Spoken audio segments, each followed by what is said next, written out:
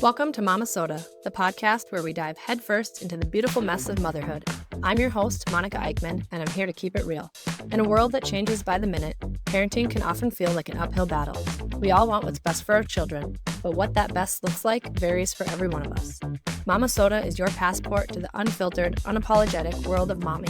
No perfectly edited snapshots or unattainable ideals here. We're here to share the ups and downs, the triumphs and tantrums, the mess and the beauty of being a mom. Join me as we explore the raw and authentic side of parenting. This is your safe space to vent, laugh, and learn as we navigate the unpredictable journey of raising strong, capable, and independent children for the future. Hey mamas, welcome to today's episode of Momma-Sota. It's me, your host, Monica Eickman. I am a stay-at-home mom of 3 children ranging from 1.5 years old to early elementary school. So although I've got nieces and nephews in their 20s, my direct parenting experience only spans birth to the beginning of middle childhood. Today, we get to shake things up a bit. Joining us today is not one, but 2 special guests. We've got parent coach partners, Lisa Reichelt and Lisa Edwards. So they're going to go ahead and confuse me too with the Lisas here. And beyond having 2 guests, we also get to shift the focus a bit. We've talked a lot about parenting in the earlier years, but today we're going to look at the dynamic of the parent-teen relationship a bit more. Welcome both Lisa Reichelt and Lisa Edwards. Thank you guys so much for taking the time here today to join us. Thanks, Monica. Yes, thank you for the opportunity to be here. We're always glad to talk about being moms of teens and how to work with your kids. Excellent. Now, I've got a lot to look forward to and learn, obviously, for the coming years. But let's hear about you guys first. Tell us more about who you are, your background, and your family. Go ahead, Lisa. Okay, so I'm Lisa Edwards. I am mom to 2 wonderful teens. I have a 16-year-old boy and a 17-year-old daughter. And our background, Lisa and I are parent coaches. And the reason that we got into parent coaching is because we both have been educators and administrators and have worked with lots of various families. And we always see this dynamic of parents wanting to fix their children, or how can they work better with their children. And the schools aren't always equipped to do that, but we know as parent coaches, we can jump in and really help the parents with their parenting skills and really develop those so that they can have better relationships with their kids and actually help them grow into these confident, amazing young adults. Yeah, I'd just like to add that one thing that we're sure of is that all parents went into parenting thinking that this would be a joy and that they would find great fulfillment in being a parent. Nobody went into it thinking, oh, I'm just going to be a mediocre parent. We want to really speak to that. And my background is I'm a mom of 5. My kids are all adults now, and I have 10 grandkids. So I have lived through just about anything you can imagine in those teen years. I had 5 kids, and they were only within 8 years of each other. And so at one time, I think I had 4 that were in the teen years, and it was absolutely a stressful time.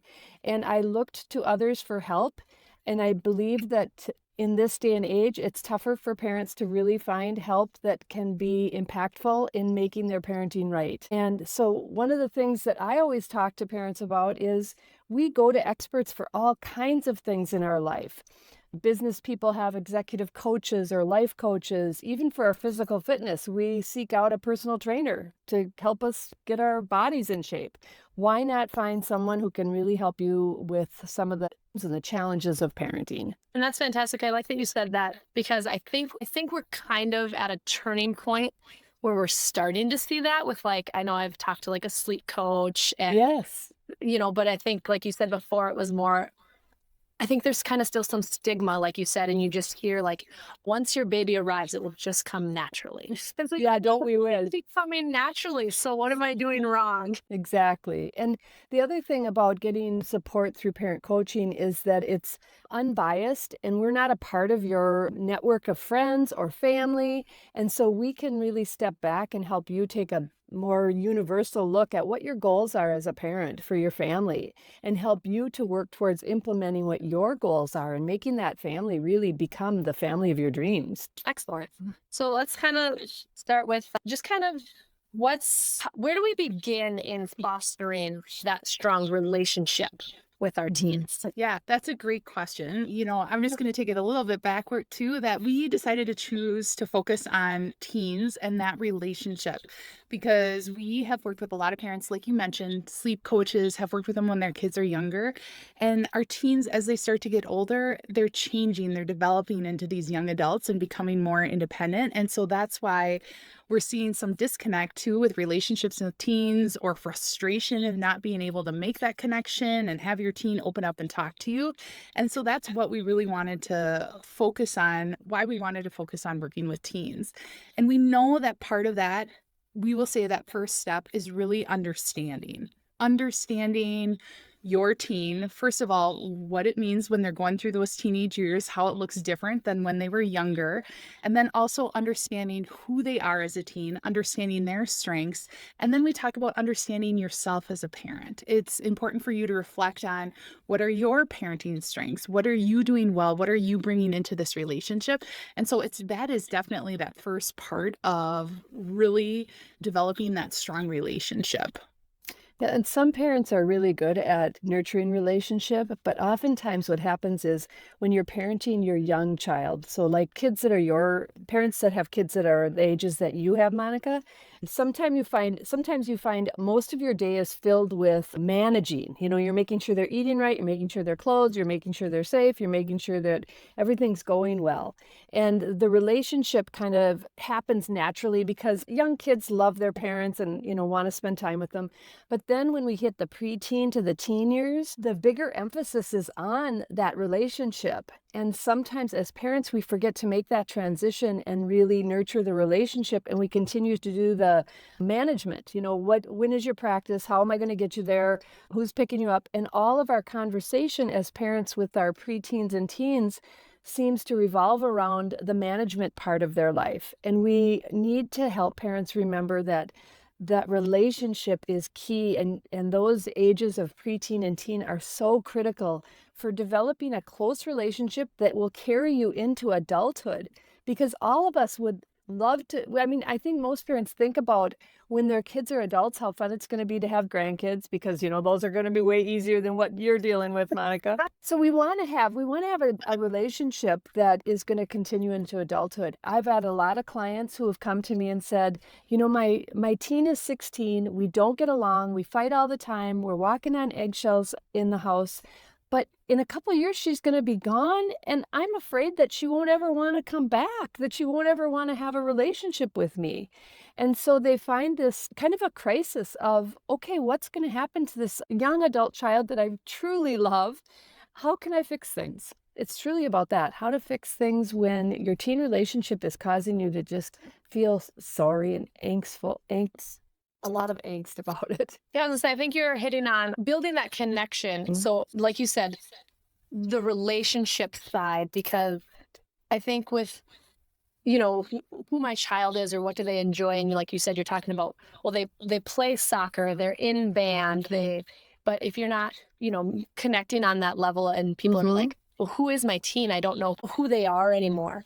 So what would you say what's the best way to foster that relationship and that connection, to build that on who they are on that more intimate level? Yeah, we talk a lot about spending one-on-one time with your kids, and this comes a little more naturally when your kids are younger, and as they're teens, they're starting to pull away. But what one-on-one time is actually spending about 10 minutes uninterrupted, where you're not pulled away by your phone or other distractions, and that you're just spending that time together. And then you just start having conversations, right? You start talking about different things, and not about what needs to get done, or is your homework done, or, are you applying for colleges or getting a job? No, we're staying away from those. And we're just having these open discussions and conversations with our kids during that time. And maybe even doing an activity together. And you're just kind of having those shared experiences that you then can talk about. And what happens is, through that time, is you start to really hear more from your child. You just really start to hear different things that they might be interested in. And you're starting to listen for that and really hear it and understand that about your child. I know that I just had an experience with my own daughter a couple nights ago where we were talking, and it started out kind of little management. Then we just started talking about anything that didn't have to do with what needs to be done. And she really opened up about some big things that I had no idea that she cared about in her life. Like she was talking about going to a school dance. I had never heard her say anything about that before. And so it was through that really casual time that I learned more about her. Yeah, we like to give parents tips about how to start those conversations and how to create the experience. I got to tell you about one client that wanted to create this time with her daughter, and she couldn't seem to get her daughter to agree to do it. 16-year-old girl, and so this mom decided, I'm going to ask her to take the dog for a walk with me, because oftentimes walking side by side is a really nice setup for having more open conversations with teens because you're not looking them in the eye. Well, her daughter wouldn't go with her. And it took her, after a week of asking her every day, the mom was talking to me and said, it's just not going to work. It's just not going to work. And I encouraged her, be consistent, just keep up. She'll give in. And I think it took 3 weeks. And finally, the daughter agreed to go with her. And it wasn't a miracle. It didn't happen overnight. But it opened the door to them having these more candid and confidential conversations that really built their relationship. It really was kind of a turning point for that mom and her daughter. I like that you said, Lisa E., you kind of mentioned like it can be a 10-minute conversation and we're still looking at that as one-on-one time. Because I think sometimes when we hear carve out one-on-one time with each of your children, and as you have more children and they're in more activities and they're getting older, people are thinking like, I have to take this kid to the mall shopping, just me and mom, and then I have to spend all day at the zoo with this kid. And yes, that's great one-on-one time also, but that it doesn't have to be a big momentous event. Exactly. Absolutely. One of my favorite things to do is I will make my children come to the grocery store with me, but one at a time, right? So I'm kind of doing a chore. I'm getting help along the way. They're helping out with the household, but it's that conversation in the car that is such an important time for us. And it's that little time together. And I count that as our one-on-one time because we usually try to connect with them on a different level at that time. Yes. And another thing, saying, Lisa, you also said, that continuous asking of not giving up. Because I think, like you said, sometimes we just want these things to happen right away. And we're like, I gave it a try. I asked her 3 times, 3 strikes and we're out. Like we just get stuck on baseball here, and it's so much more than that. And if it's something that is important to you, then you need to, continue to put that effort in. If you're going to say, well, my kid didn't put in any effort, but you gave up so quickly on them, is just, to keep working at those things. Right. And Monica, that becomes so important in the teen years because your teens are measuring how much you love them by the way you behave around them. And that consistency of not giving up on them is key to showing them the depth of what your desire is for a relationship with them. Because teens, they're very unique in this. They really want to test that relationship more so than as a young kid. Your young kids believe you love them, no doubt, but your teen is really testing you. And part of that test is to say, just to what lengths will you go to make sure I'm part of your life? And so that consistency and not giving up is super important. I would say both scenarios too, like you said, walking the dog or driving to the grocery store, I think opens up both for your own mind and your teen. Is you're in a completely different setting. So it's not like I just picked you up from school and the natural thing is like, how was your day at school? What'd you learn today? Yes. Right. Yes.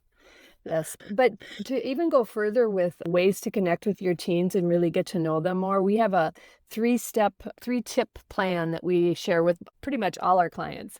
And it's really 3 easy things to do, but parents often forget about this. The first one is to kind of light up when they come into the room. And that means like in the morning when you greet them, when they come home from school, even when they walk up from maybe being downstairs watching TV, what's your facial expression and your body language and even your words? Are they, hey, it's so great to see you? Or, oh, did you know how much I love you? Are we excited around them? Because again, teens are reading your body language and your face. Take note of how you react when they appear in your space. And then the other thing is to really listen well. That's the second one. Do you listen well? Listening to understand. And oftentimes as parents, and I know this totally because 5 kids coming home trying to make dinner for 7 every night, I was busy doing things and they were talking in both 2 or 3 in both ears. Are we really listening? Are we stopping what we're doing and looking them in the eye and hearing what they're saying and just taking it in?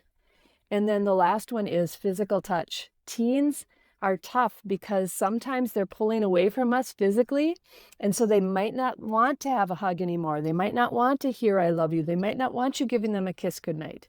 But every day they still need that physical touch. So are you finding a way to give them a pat on the back, side hug, a high five even, or some way to show them that you are physically affectionate with them?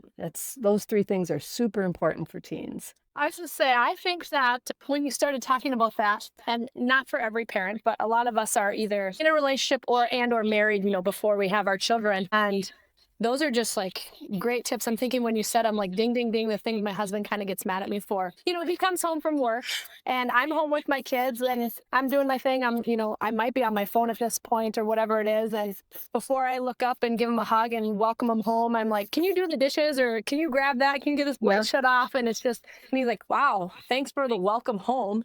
And I'm Exactly. like, yeah, but we've got, this to do and that to do. And it's like, if I would just stop to give him that little bit of the positive attention first. Absolutely. Yeah. And in our teen years, or when our kids are in their teen years, you just have to be so much more intentional about the relationship as you need to be with relationships with friendships or partners, etc. And you're starting to do that because they are growing into their own individual self.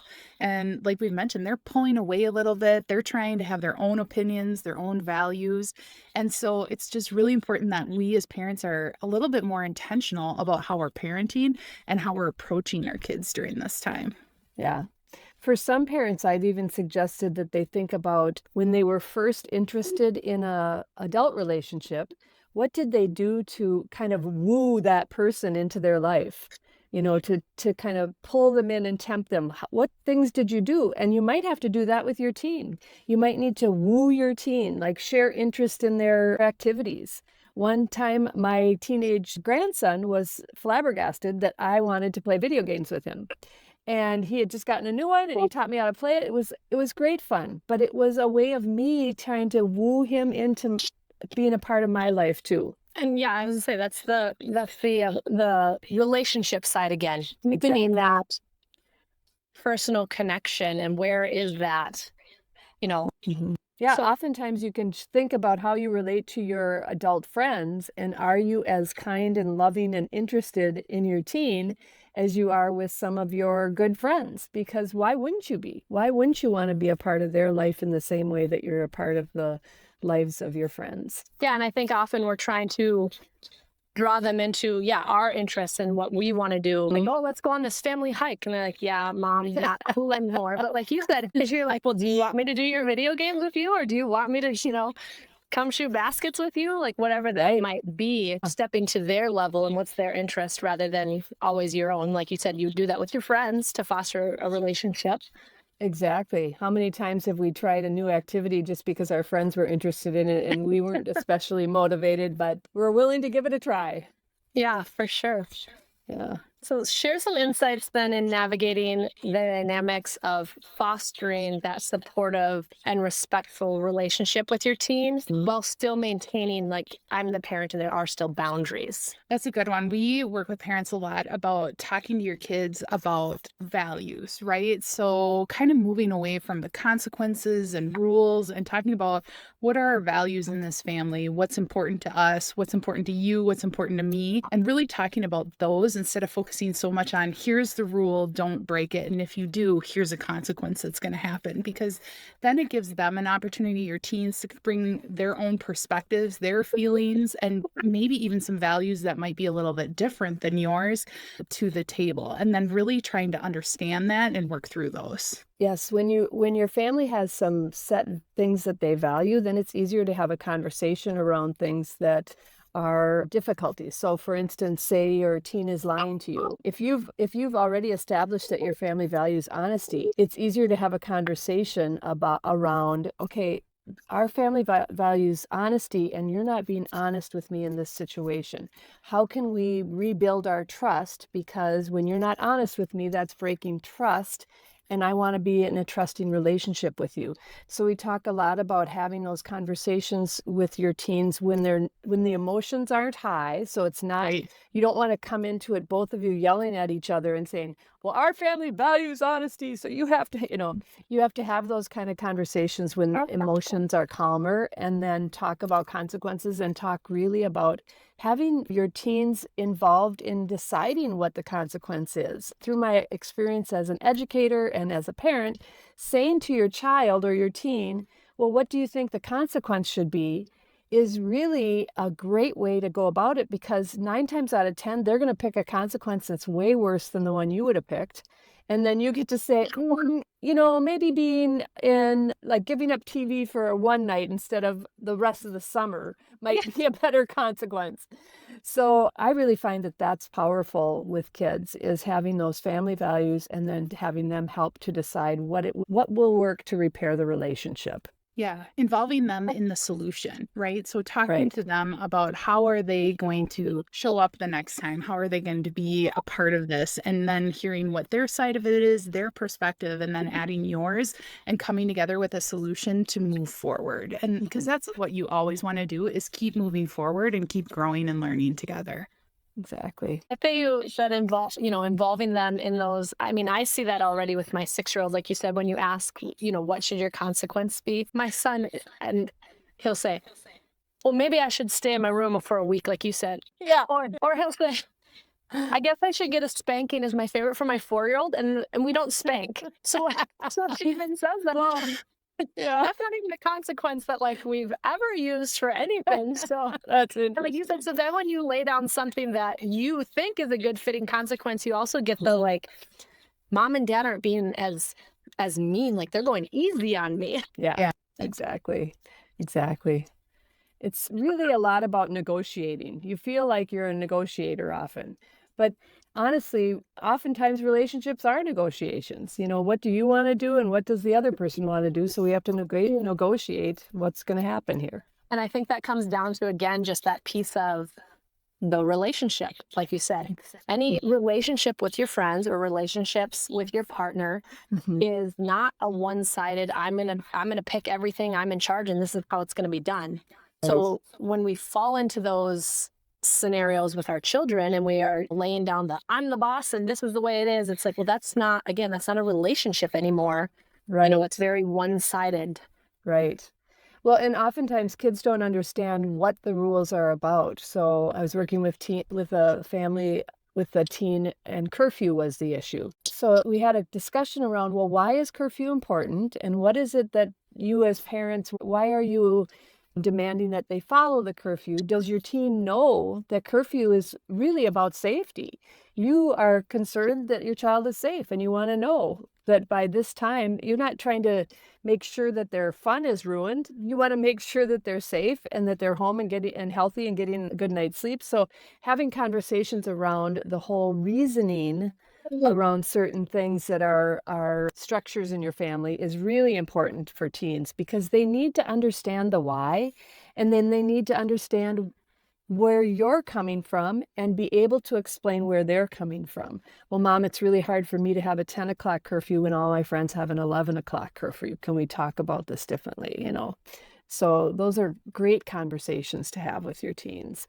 But those conversations can't happen if you haven't nurtured that relationship enough to be open to hearing what they have to say. That's why listening is so important, and letting your kids really know that you're hearing what they're saying and not just nodding your head, okay, and then you don't hear it. I think you had a good story about your teens calling you out on not really listening, because what were you doing, looking at your phone or something, and you didn't really think you were paying attention? Yes, exactly. I mean, if you recall exactly what story you're sharing there, but that has happened in the past where I will sometimes be on my phone and they will say, I just feel like you're not listening to me right now, or that you're not hearing what I'm saying.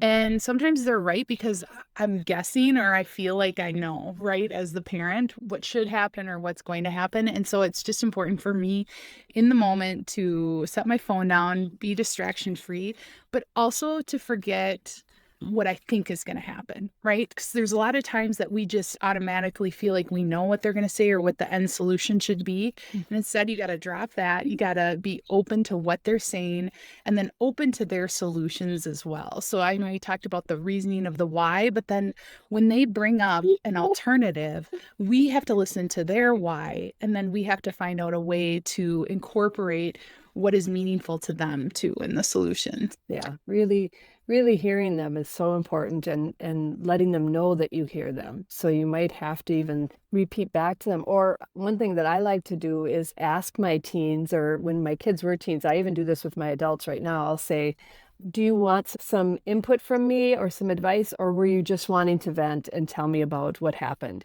And that's super important because it gives them the opportunity to decide if you're going to advise them. And because once a parent is in an advisory capacity, it changes the relationship again. And so if you give your teen permission to just vent to you, oh my gosh, that's going to really enhance the candidness of the conversation you'll have from that. If they know that some days they can just come and dump on you without you spouting all your parently advice to them, they'll love that. Yeah, I like that. It doesn't always, like you said, have to be a problem that they're presenting to you, asking for a solution. Exactly. And that helps even with younger kids. You can say things like, oh, wow, that sounds like it made you really mad. Do you have an idea of how you're going to solve it? And then you're really showing that you've listened well, and you're showing that you have confidence in their problem solving skills. So it's a win-win all the way around. So obviously here we're, getting at like communication is plays a pivotal role in that parenting relationship. What are some tips to improving the communication skills we have with our teens to ensure that they do feel heard and understood? Right. So we talk a lot about how do you set up that communication, and we talk a lot about less talking, more listening, right? And Lisa has said this before, we have 2 ears and 1 mouth, so we should be listening twice as much as when we're talking. I think as parents, we often feel like we have the experiences, that we have the knowledge, and instead sometimes we just need to sit back and listen to what they're saying without being ready to tell them what they should be doing. So getting that phrase out of our vocabulary as well, is that you should be doing this or should be doing that, and instead saying, what do you think you could do? What could happen here? But with communication, you just want to set a really solid foundation. So like we said, making sure that you're building a connection, that you're understanding them. We talk about having a safe space in which they can talk to you and that they feel comfortable, and to be ready for them when they're ready to talk. I've said before, there's been times where I'm falling asleep at 9:30 and I'm ready to go to bed, and they suddenly come in and they're like, do you have a minute to talk? And as much as I want to say, oh, tomorrow, or we can talk about that later, make time right there in the moment for them, because sometimes they need it immediately. So finding that safe space and then making the time for that. We talk about looking at how you react to them, right? Whether it's your body language, and that you need to be in tune with their body language and the tone in which they're talking when you're communicating. And like we said, just being prepared, asking them, what do you want to get out of this conversation? Do you want me just to listen, or do you need to vent? And then we can maybe come up together with a couple different solutions that you can pick there too. These are all ways that you start talking to your teen in that more adult way, as they're growing more independent from you. I think one thing that's helpful for parents to remember is to think about during the day, when are good opportunities for you to really connect with your teen. And so different people are going to have different times during their day, but there really are kind of 5 moments during the day that you can kind of guarantee that you're at least going to interact in some way. So when they get up in the morning, when they're heading out the door to go wherever, to school, to work, whatever, when they are returning from whatever that is. And then for most people, there's some kind of meal time, whether that's a breakfast meal together or an evening meal together. And then again, when you go to bed. So those are kind of 5 touch points. And if you think about those touch points with your teen, how many days do those 5 touch points you go through them and you've never really made a decent connection that day? And if you can look at those 5 touch points and say, okay, when during those touch points am I making a good connection? Can I set myself a goal to take to find 2 times during the day where I'm having a positive interaction, whether it's 3 minutes, 5 minutes, 10 minutes, but that's going to start you on a path to having better connections. And I compare it to a relationship, like an intimate couple relationship. For myself and my husband, we had 5 minutes every day that my kids knew was our time. It was right after dinner. My husband would back his chair away from the table, and the kids just knew that was their sign. They needed to go off and leave us alone because we were connecting then.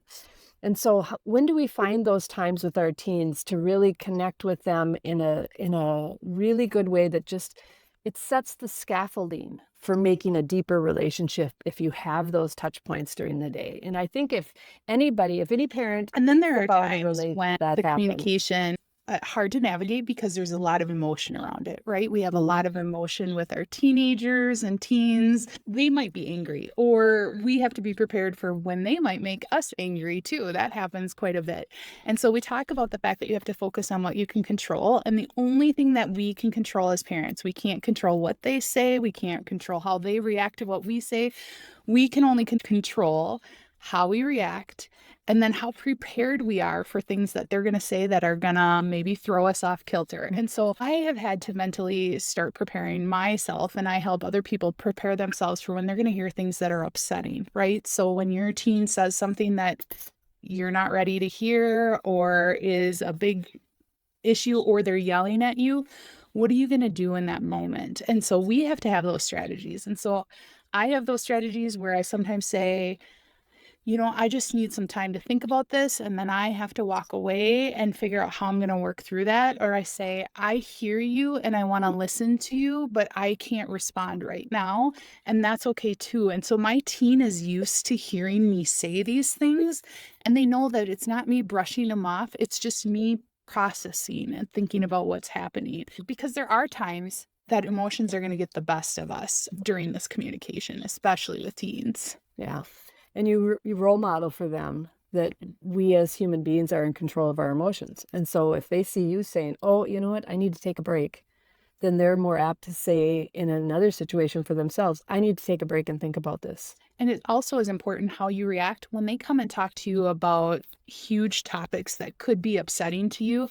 It's important for them not to see all this reaction, because you're right, you don't want to come across with a message of, this is terrible, you're not thinking right, you're just being silly, you're kind of stupid. We don't want them to think that, even though in our brain, that's how we might start to panic about some of these situations. And instead, we have to make sure that we're in check with how we're reacting in the moment and be prepared to be like, you know what, let's work together on that. We got to process through this. We will move forward with this. And what outcome can we try to move to, right? And how are we going to do that? What is your part going to be in it? And how can I help support you in that? Well, that's fantastic, because you kind of guys jumped right into it, because I was like, fighting with our teens is draining, both on the parent and the teen. And, Exactly. There has to be strategies and techniques in place to implement and reduce that conflict and promote the harmony in the relationship. And I know a lot of times, when our kids are young, we tell our kids, like, let's take 5 deep breaths, or let's calm down. And those are techniques and strategies that throughout our life are going to be beneficial, and whether they need to be tweaked. And I think, like you said too, like my oldest is 6.5. There's going to be so many things he brings to me that I've never encountered. He's going to be, my first with so many, and Right. I'm not going to have the answer. So for me to be able to say, wow, that really caught me off guard, or whatever it might be, it's, I need to think about that. Let me do a little bit of research. Let's come back to this conversation. 1, so like I said, I can kind of grasp the whole situation, but 2, just because my initial reaction might be very much from a place of anger, but is that going to foster that relationship? And is that going to address the true conflict, or just address the fact that I'm disappointed or mad? Exactly. Yeah, that's totally right. You nailed it, Monica. And the younger that you start doing that, the more confidence your child's going to have in you when it happens when he's 16, and that you will come back, that you will have that conversation. There will be follow through. You're not just brushing them off. I think too, I have kids who I've helped my teens, my own teens, and you can help work with other teens on this too, is to set their own boundaries too about when they're ready to talk about things. Because there are times that I have to talk about subjects that they don't want to talk about or that they're feeling anxious about, etc. And so I really listen to the boundaries that they have in place about when they want to talk about certain topics and also how much at one time. Because right now I have a teen who is getting ready for looking at colleges, thinking about future, and gets very overwhelmed with this and anxious.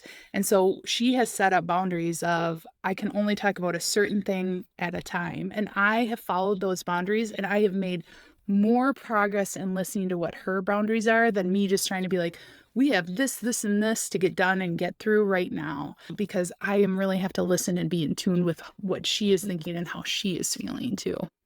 How do you work with that in terms of allowing them to have that autonomy and setting that boundary?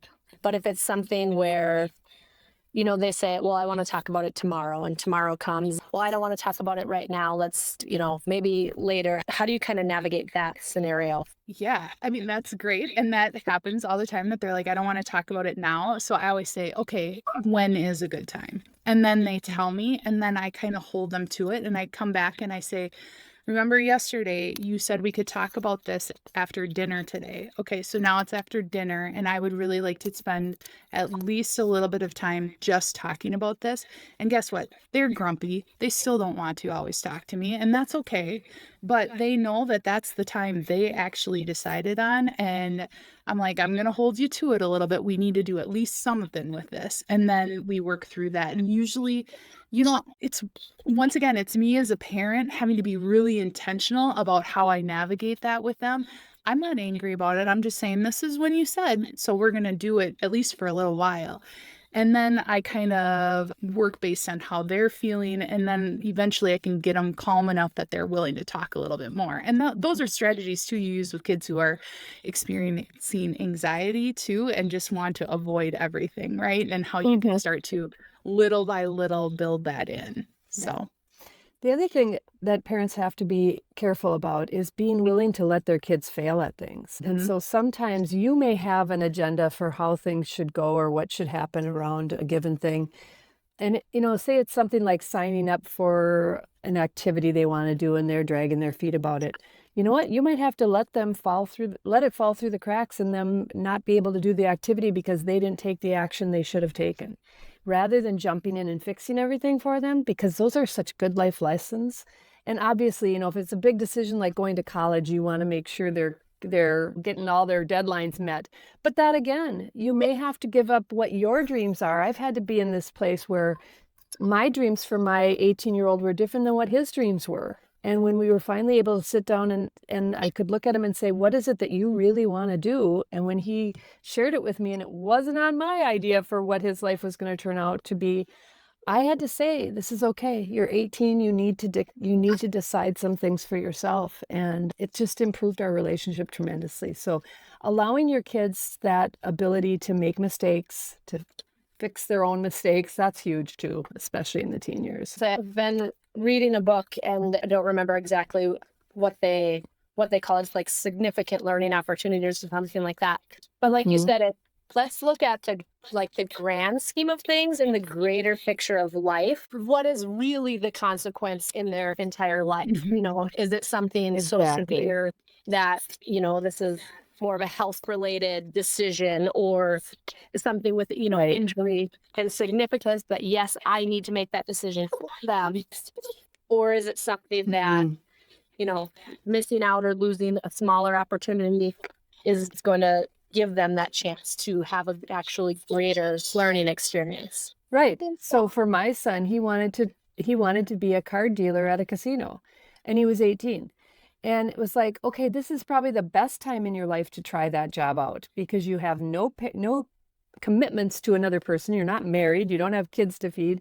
You don't really need a huge income right now. So yeah, go ahead and try it. It wasn't what I wanted him to do, but it was what he wanted to do. And like you say, it wasn't a matter of health or safety. And yeah, so it was important to let him do it. But those are hard decisions. They eat at you because you have hopes and dreams for your kids. And if they don't match, you got to figure out how you're going to handle that. I often talk about developing that growth mindset where let them fail. You don't focus on what the outcome is so much as the process, right? The learning process as you go. And parents need to be intentional about our language instead of saying like, oh, I'm so glad you got all A's this semester, because then that shows an expectation that A's are what gets them your approval or praise. And instead you're like, I just love how you worked so hard and that you had this big project and you kept persevering and you kept doing your best on it, even though it was really hard. So we're kind of praising the effort along the way rather than the outcomes, because that's what you want your child to be able to do, is to be able to do that. We constantly fail as adults and we have to learn to accept that. And it's how along the way are you growing and learning from the mistakes that you're making. Right. Yeah, celebrating successes. I mean, everyone loves that pat on the back and that good job. But yeah, having those strategies in place of what are you, like you said, what are you complimenting to set the expectation? Any other kind of strategies for that to implement and improve how we can celebrate those successes? You know, what a great thing that some of the families that I work with do is they have a board at home where the kids get to write down things they're proud of that they've done and put it on a Post-it note. And so this one gal has a whiteboard in her kitchen area, and every day the kids have to write down 2 things that they did that day that they're proud of what they did. And just to see it there in front of the whole family has been really empowering for her family, because she has 2 teens who are super involved, super busy, and super capable. And it was interesting that they needed that, because you would think, okay, they're involved in all these things. They seem to be doing the dream teen thing. But yet they lacked that self-affirmation that they needed to know. They needed to see their success, and they weren't seeing it. So it was a really good tactic that this mom used. And then they go out for weekly meals together as a way to celebrate. I love that. And I think that goes along the lines of like the communication and the listening. I think I'm going to actually start doing this because like you said, I think sometimes again, we pick the things in life that we see as a success or a proud moment, right? You know, we're congratulating our kid on the grades, and to them that might be like, oh, that came easy to me, or that's not what was important to me. And they're really excited about something else and you've never praised them for it. Right. Mm-hmm. Yeah, another tactic is to fashion your questions differently after school. Things like, so who was kind to you today? Or when did you laugh real hard today? Were you kind to someone today? So you start talking about character traits that you would like your kids to develop and have them start to notice them. Was there someone new at school that you could have greeted today? Or, just those kind of things can show that you're concerned about their character development as well as their academic development. Right along those lines, I was going to say, and kind of when we were back on, you were talking about kind of the 5 different touch points in life or in a day. What are, I know you just threw a couple out, but do you have a couple other either statements or phrases or questions that can kind of get the conversation rolling that aren't, what are your plans today? Right. It's typically, if you can think about questions that can't be answered in yes or no answer is always a good way to go. And then asking how or what questions rather than why is also a good way to start out. So let me think. So with a teen, you might want to say something like, well, how are you going to make sure everything gets done this weekend, that you need to do? And then you're having a conversation about how they're solving the problem rather than, well, what time do I need to pick you up for this? Now that is a what question, but more questions that dive into them being the problem solver is really going to help you to get into more deep conversations. Yeah, I was just kind of letting that sink in a little bit. Like you said, again, letting them be the problem solver. They're building that autonomy. They're building, they're in their teen years. They're going to be on their own soon, and they're working towards that. And it's just showing too that you trust their abilities. And again, we're not at a point that we need to manage what they're doing. And we're showing them that, you can manage your own situations. Exactly. And asking them things about their opinion of things is another good way. Like, what did you think about, if it's a current events thing, or if they've shared something about what their friends did, You could ask them things like, wow, how did that make you feel? And things that are more about, tell me more. What I like to do when I'm going to visit, say, my grandkids, I like to ask them things like this: tell me about soccer today, or tell me about your day at school, rather than how was soccer. Because if I ask how was soccer, they might say, oh, it was good. But if I say, tell me about soccer, they're going to tell me more about the interactions that they had, or how they did in the game, or whatever. And I've just seen them open up in new ways by just changing that one phrase to tell me about. Wow. I also have done a lot of different conversations to make that connection and learn more too about them that are just really open-ended questions. Like sometimes you can even start with a would you rather. I think we've all played those games. Would you rather do this or that? Sometimes I throw something like that out there in our time together, and sometimes it's absurd. Sometimes I'll have a situation going on in my life and I'll ask them, I'll be like, what would you do in this situation? And so they kind of like to hear about what you're doing or the drama that's in your life as an adult.